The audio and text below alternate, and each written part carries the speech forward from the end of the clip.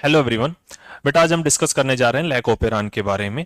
लैकोपेरान के बारे में हम डिस्कस करने से पहले कुछ आपको बेसिक इंफॉर्मेशन देंगे जो इसी चैप्टर में आपने पढ़ रखी है, लेकिन वो जरूरी है लैकोपेरान के बारे में जानने के लिए। ठीक है, तो सबसे पहले हम जानते हैं टाइप ऑफ जीन के बारे में। ठीक है, टाइप ऑफ जीन में आपको जो पहला देखना है,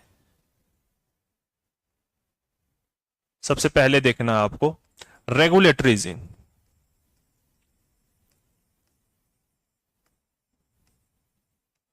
रेगुलेटरी जीन क्या होता है?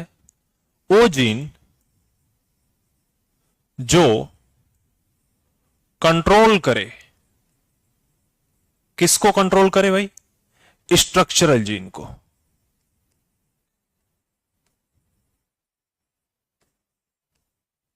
क्लियर हो गई बात? स्ट्रक्चरल जीन को कंट्रोल करे। अब सवाल उठता है कि भाई ये स्ट्रक्चरल जीन क्या होता है? ठीक है, ये क्वेश्चन हो गया कि ये स्ट्रक्चरल जीन क्या होता है। आते हैं उसको भी डिफाइन करते हैं।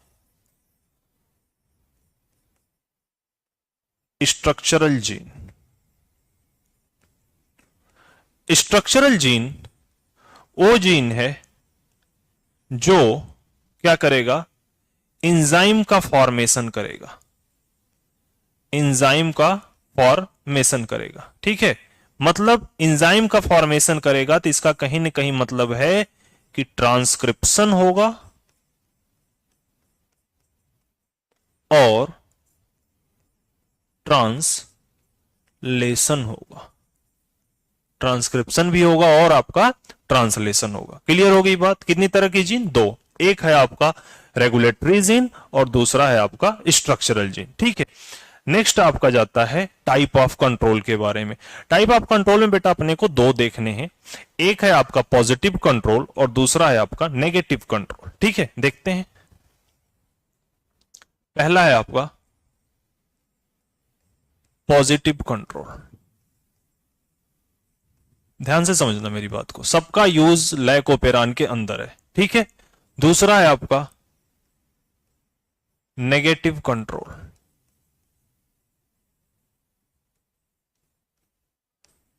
पॉजिटिव कंट्रोल में देखें क्या होता है, समझें बात को। इफ, यदि रेगुलेटरी जीन का, ठीक है, रेगुलेटरी जीन का प्रोडक्ट, ठीक है, रेगुलेटरी जीन का प्रोडक्ट स्ट्रक्चरल जीन को या स्ट्रक्चरल जीन के एक्टिविटी को, ठीक है, इंक्रीज कर दे। बात समझ में आई? स्ट्रक्चरल जीन के एक्टिविटी को क्या कर रहा है? इंक्रीज कर रहा है। ठीक है, एट दैट केस, इस केस में क्या होगा आपका? स्ट्रक्चरल जीन ट्रांसक्रिप्शन करेगा।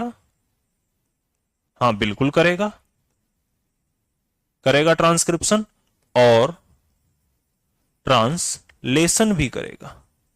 ठीक है, ऐसे केस में हम इस प्रोडक्ट को जो नाम देते हैं वो नाम देते हैं आपका इंड्यूसर। क्लियर हो गई बात? क्या नाम देते हैं? इंड्यूसर। ठीक है, नेगेटिव कंट्रोल में हम देखते हैं क्या होता है। इफ, यदि रेगुलेटरी जीन का प्रोडक्ट